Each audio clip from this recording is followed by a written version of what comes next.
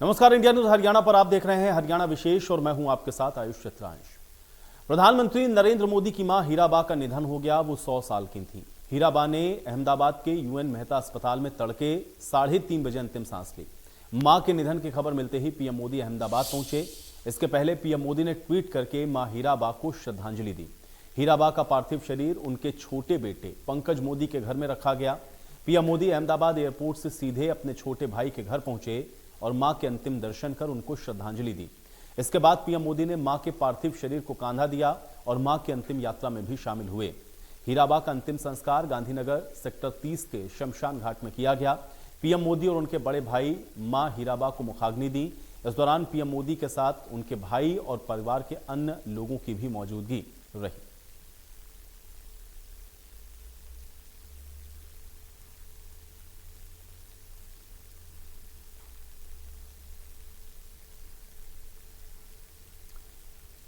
तो 5 तस्वीरें आपको दिखाते हैं। प्रधानमंत्री नरेंद्र मोदी की मां हीराबा का आज अंतिम संस्कार किया गया। 3:30 बजे आपको बता दें कि उन्होंने अंतिम सांस ली। प्रधानमंत्री ने खुद ट्वीट करके इसकी जानकारी दी और उसके बाद सीधे प्रधानमंत्री दिल्ली से अहमदाबाद के लिए रवाना हुए और प्रधानमंत्री मोदी ने मां को सबसे पहले पहुंचकर नमन किया, उनको श्रद्धा सुमन अर्पित किए। उसके बाद उनके अंतिम संस्कार में वो शामिल हुए हैं, उनको मुखाग्नि भी दी है। उसी से जुड़ी हुई ये तस्वीरें आपको दिखा रहे हैं।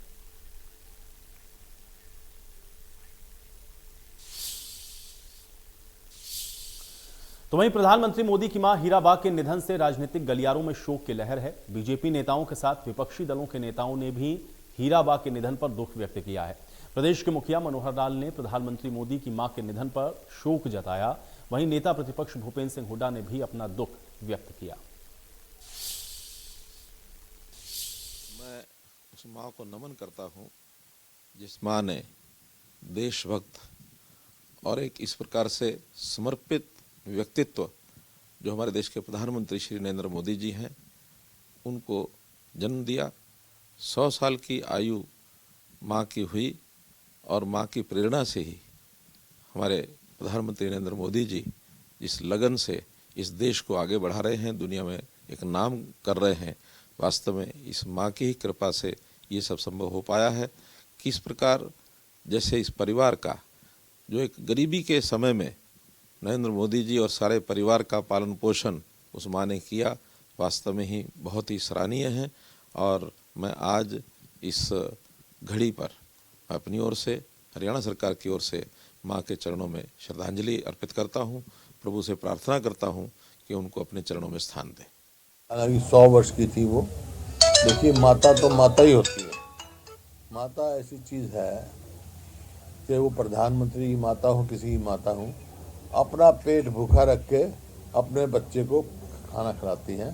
तो माँ से बड़ी कोई चीज़ नहीं। उनके जाने की जो दुख होता है वो मैं तो उसका भुगत भोगी हो चुका हूँ। जब मेरी माता जी गुजरी थी, कितना दुखद होता है। इस दुख की घड़ी में हम प्रधानमंत्री जी के साथ खड़े, और इस बात का भी मैं प्रशंसा करूँगा कि बड़े, क्योंकि वो स्वयं बहुत सादा थी, सादगी से रही इनकी माता जी, देखते थे।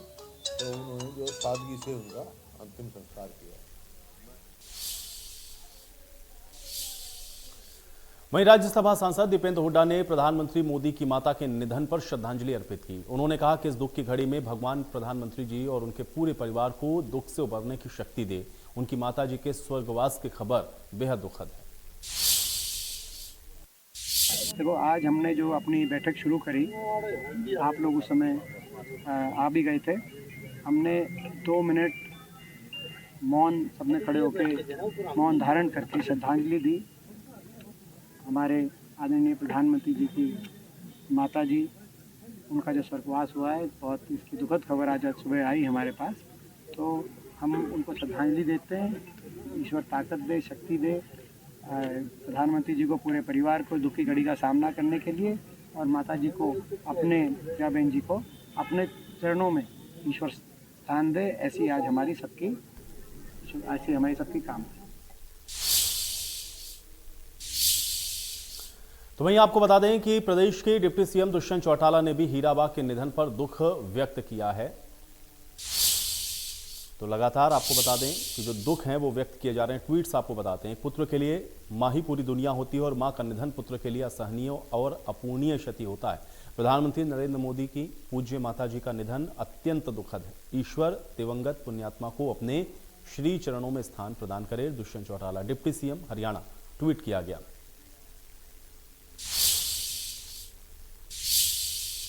तो वहीं केंद्रीय गृह मंत्री अमित शाह ने भी प्रधानमंत्री मोदी की मां हीराबा के निधन पर दुख जताते हुए ट्वीट किया है। तो गृह मंत्री ने लिखा, आज प्रधानमंत्री नरेंद्र मोदी जी की पूज्य माताजी हीराबा के स्वर्गवास की सूचना अत्यंत दुखद है। मां एक व्यक्ति के जीवन की पहली मित्र और गुरु होती है और जिसे खोने का दुख निस्संदेह संसार का सबसे बड़ा दुख है। अमित शाह, केंद्रीय गृह मंत्री, उनकी तरफ से भी ट्वीट करते हुए शोक संवेदनाएं व्यक्त की गई हैं।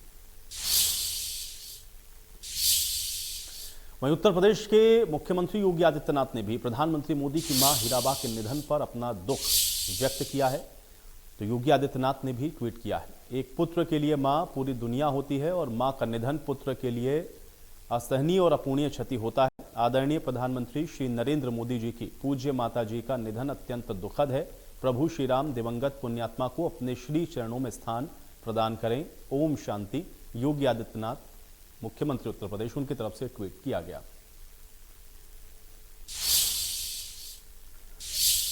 तो वहीं बीजेपी प्रदेश प्रभारी विप्लव देब ने भी हीराबा को श्रद्धांजलि देते हुए ट्वीट करके लिखा कि हमारे माननीय प्रधानमंत्री और मां को प्रणाम। हमारे माननीय प्रधानमंत्री श्री नरेंद्र मोदी जी जैसे कर्मठ और सशक्त व्यक्तित्व को संवारने वाली पूज्य मां हीराबा के देवलोक गमन पर उनके चरणों में सादर नमन एवं विनम्र श्रद्धांजलि। मां का आशीर्वाद सदैव हम सभी पर बना रहे। मां त्रिपुर सुंदरी से मैं ऐसी कामना और प्रार्थना करता हूं। विप्लव देब, प्रदेश प्रभारी, भारतीय जनता पार्टी, उन्होंने भी ट्वीट करके ये शोक संवेदनाएं व्यक्त की हैं।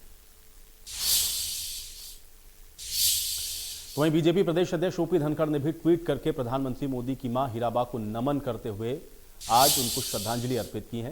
उन्होंने भी ट्वीट करते हुए क्या कुछ लिखा है, 100 वर्ष की शानदार यात्रा जिसमें तपस्या अधिक, प्रेरणा अधिक, सहजता और शालीनता अधिक, सच मां हीराबेन विश्व में नेतृत्व करने वाले नरेंद्र मोदी जी को सदैव प्रेरित करती रहती थी।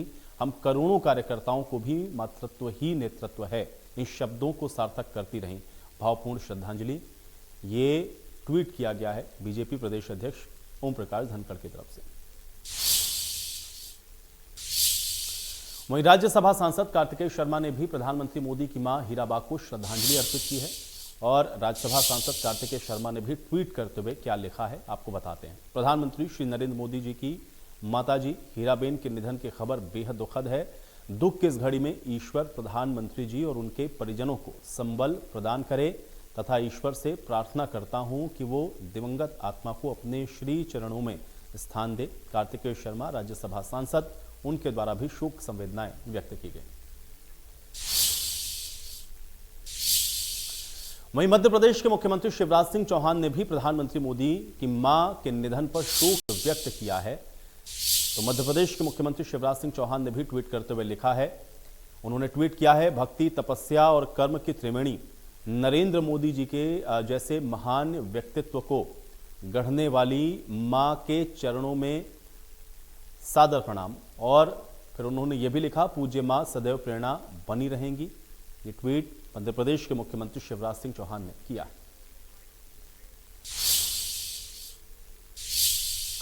तो वहीं प्रधानमंत्री नरेंद्र मोदी की मां हीराबा के निधन पर हरियाणा कैबिनेट के भी कई मंत्रियों और विधायकों ने शोक जताया। कैबिनेट मंत्री मूलचंद शर्मा ने शोक व्यक्त करते हुए कहा कि भगवान ऐसी पुण्य आत्मा को अपने चरणों में स्थान दे। कैबिनेट मंत्री बनवारी लाल और हूडल विधायक जगदीश नायर ने भी हीराबा को श्रद्धांजलि अर्पित की।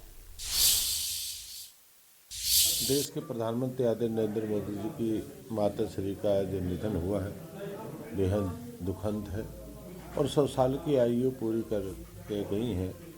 और सबसे बड़ी बात है कि जो माता पिता चाहते हैं बेटा को उस मुकाम पर पहुंचाने का, जो माता का आशीर्वाद मोदी जी को मिला है और जो मोदी जी को इस मुकाम पर जो पहुंचाने का कार्य रहा वो माँ को जाता है।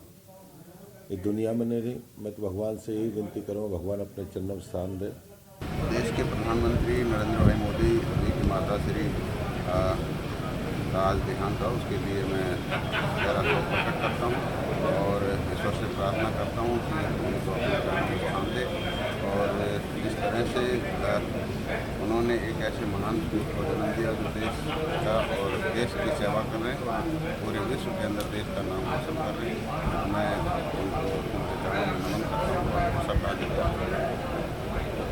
बहुत भाग्यशाली थी जो आज मैं सबसे पहले परमपिता परमात्मा से प्रार्थना करता हूँ भगवान उसे अपने श्री चरणों में स्थान दे। ऐसी माताएं सबको मिले जिसका बेटा प्रधानमंत्री हो, माननीय नरेंद्र मोदी जी, और ऐसा प्रधानमंत्री जिसको जनता अपने दिल में बसाए बैठे।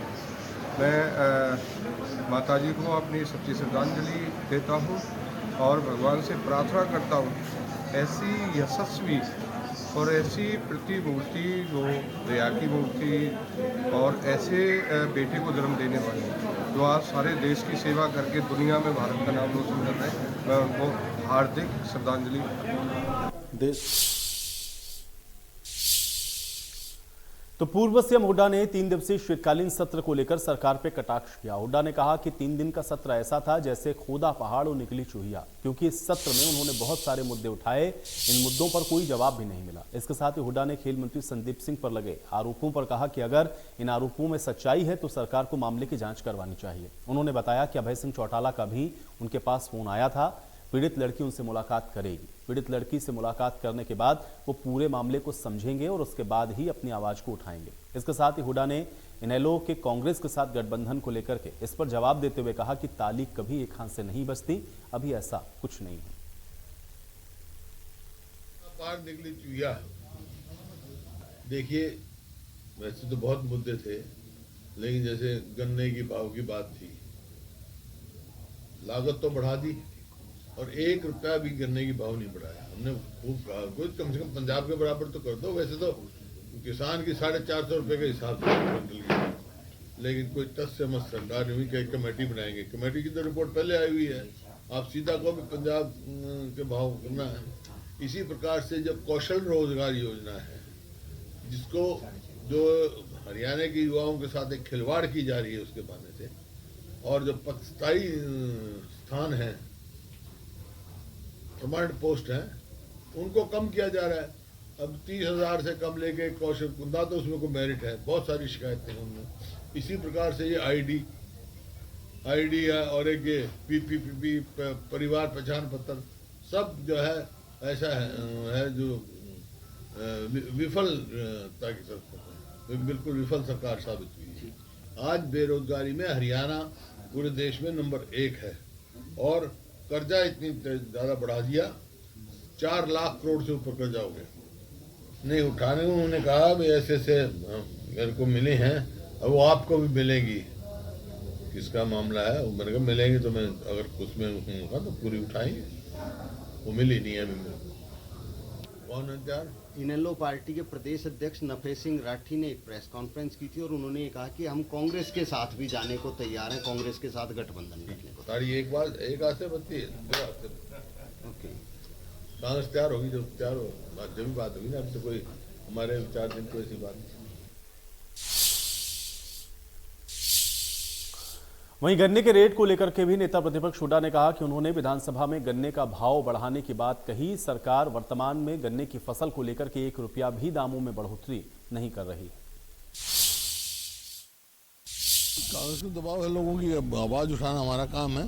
जहाँ हमारे विपक्ष में भेजा लोगों ने, हम विपक्ष की आवाज उठा रहे हैं। और ये गन्ने का जो 1 रुपया भी नहीं बढ़ाया, जबकि लागत इतनी बढ़ा दी, किसान जो है ना बर्बादी के कगार पे पहुंच गया।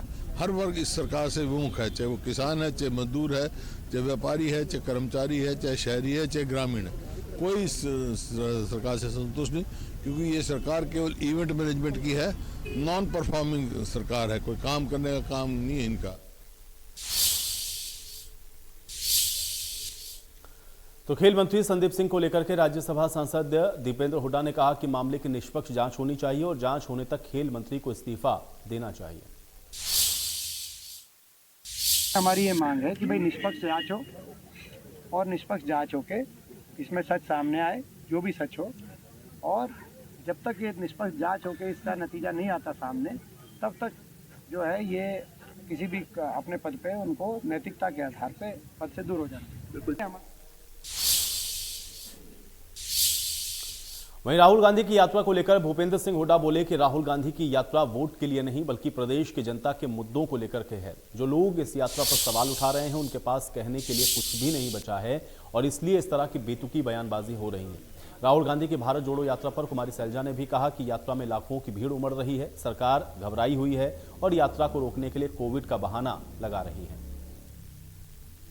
5 तारीख को आएंगे राहुल गांधी, 5 की शाम को आके सनौली पानीपत डिस्ट्रिक्ट में रुकेंगे और वहां से सवेरे यात्रा करेंगे। पानीपत से पब्लिक मीटिंग है और उस दिन वहीं रहेंगे और उसके बाद 7 तारीख को फिर करनाल, इसी तरह 8 को कुरुक्षेत्र, 9 को भी वहाँ और फिर 10 तारीख को ठोल रुकेंगे और 11 तारीख को जो है अम्बाला होते हुए वो पंजाब चले जाएंगे।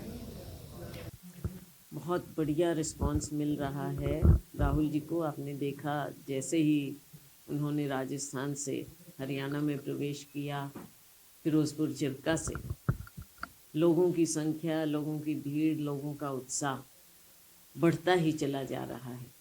और अब हमें खुशी है कि दूसरे फेज़ में राहुल जी 5 तारीख को फिर से हरियाणा में आएंगे और कई ज़िलों से होते हुए पंजाब में जाएंगे, जिनमें हमारा अम्बाला भी है, यहाँ से भी होते हुए जाएंगे और लोगों का पूरा जन सैलाब एक आंदोलन बनता चला जा रहा है।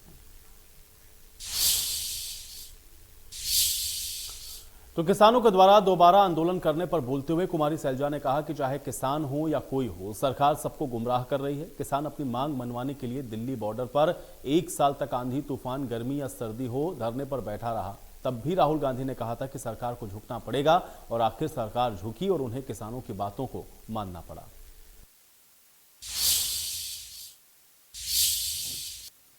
अब सरकार चाहे किसान हो चाहे कोई हो, सबको गुमराह करती है। पिछली बार जब किसानों का आंदोलन हुआ, बेचारे इतने महीने, साल भर के करीब बैठे रहे, ठंड में, गर्मी में, बारिश में। आखिर सरकार ने, राहुल जी ने कहा था कि सरकार को झुकना पड़ेगा। सरकार झुकी, उनकी बातें मानने की बात की, लेकिन अभी तक उनकी मांगे नहीं मानी गई हैं। जिस बात पर सरकार इनको उठा रही थी और इन्होंने बल्कि सरकार की बात को समझा, माना कि अगर ये कह रहे हैं तो होगा लागू, लेकिन क्या किया है इन्होंने? फिर से हमारे किसानों को ठगा गया है। तो वहीं झज्जर में कांग्रेस विधायक कुलदीप वत्स ने बयान दिया है कि यात्रा में राहुल के टी-शर्ट पहनने पर बोले देश हित में तपस्या कर रहे हैं राहुल गांधी, देश में नफरत खत्म करने का काम भी राहुल गांधी कर रहे हैं। यात्रा को लेकर के बीजेपी के आरोपों पर भी उन्होंने पलटवार किया। दुष्यंत चौटाला की यात्रा पर तंज कसने पर उन्होंने जवाब दिया है। ओम प्रकाश धनखड़ जी, मेरे को बताएं, आपने पैसे से, दबाव से, प्रशासन से सब कुछ करके तो देख लिया, ठीक है, आप चेयरमैन बना गए, पर मैं आपसे पूछना चाहता हूं कि एक हाथ उठा के आप ये कहें कि बादली हल्के में मैंने मेरा एक जिला परिषद बना है, बताइए, एक बताओ। ओम प्रकाश धनखड़ जी, मैं कहना चाहता हूं, आपको ईडी और सीबीआई का बड़ा शौक है। जिस दिन 2024 में हम कहते हैं चौधरी भूपेंद्र सिंह हुड्डा इस प्रदेश का मुख्यमंत्री बनेगा, और जो 2014 से लेके 2019 तक जो आपके महकमों में जो घोटाले हुए आपने अफसरों ने मिलके किए हैं, इनकी एक एक की जांच होगी। और जो आज भी आप लोगों की जो घोटालों की सरकार चल रही है, एक एक की जांच होगी। और मैं कति चैलेंज के साथ कहता हूं, जो किसी भी पार्टी का नेता है उसका सम्मान होगा, जो अच्छे ईमानदारी से, मेहनत से हरियाणा की जनता की सेवा की है, चाहे वो अफसर है चाहे नेता है, उनका सम्मान होगा। और ना आप लोग कहते हो भूपेंद्र सिंह हुड्डा को जेल तैयार है, मैं कह रहा हूँ कि आप लोगों का सारी किताबें, सारा हिसाब किताब हमारे पास है। हमारे राहुल जी की जो सेकंड फेज की जो यात्रा है, 5 तारीख को आदरणीय राहुल गांधी जी पानीपत में आ रहे हैं और 5 की शाम को हम उनको रिसीव करेंगे। 6 को हमारी पानीपत में बहुत बड़ी एक विशाल रैली है। आदरणीय राहुल गांधी जी, चौधरी भूपेंद्र सिंह हुड्डा जी आदरणीय हमारे मल्लिकार्जुन खड़गे जी, हमारे अध्यक्ष उदयभान जी और हमारे तमाम कांग्रेस के हरियाणा के नेता इसको संबोधित करेंगे। उसके बाद 7 तारीख को हम करनाल में हमारा है और ये यात्रा 11 तारीख तक हरियाणा के अंदर रहेगी। ये यात्रा ऐतिहासिक यात्रा है, जैसे कन्याकुमारी से लेके और कश्मीर तक की जो यात्रा है, लोगों का जो आशीर्वाद, जो प्यार आदरणीय राहुल जी को मिल रहा है और इस यात्रा को जो समर्थन मिल रहा है, ये एक देखने लायक है। दुष्यंत चौटाला तो नौसखिया वाली बात करने लग गया। दुष्यंत चौटाला ने पिछले 3 साल के अंदर जितना इस प्रदेश को लूटने का काम किया है, बीजेपी के साथ रोड भी हजम, मिट्टी भी हजम, दारू भी हजम, रजिस्ट्री घोटाले भी हजम। दुष्यंत चौटाला कहीं की बात करता है। जो चौधरी देवीलाल का एक नाम होता था, मैं आज भी चौधरी देवीलाल का सम्मान करता हूँ, किसान के, मजदूर के एक नेता थे वो। जो सबसे ज़्यादा अगर किसी ने चौधरी देवीलाल का नाम डबोने का काम किया तो दुष्यंत चौटाला है, जिसने पूरे प्रदेश में अगर कोई आज भ्रष्टाचार का सबसे जनक आज के दिन इस युवा, जिसने जो लोगों को चौधरी देवीलाल की जो जिन पे एक नज़र आती थी, आज उस तस्वीर को उन्हें धुंधले करने का काम किया और पूरे प्रदेश को दुष्यंत चौटाला ने लूटने का काम किया। दुष्यंत चौटाला आने वाला समय दुष्यंत चौटाला का नाम लेने वाला नहीं मिलेगा। और चलिए इसी के साथ हरियाणा विशेष में मेरे साथ फिलहाल इतना ही।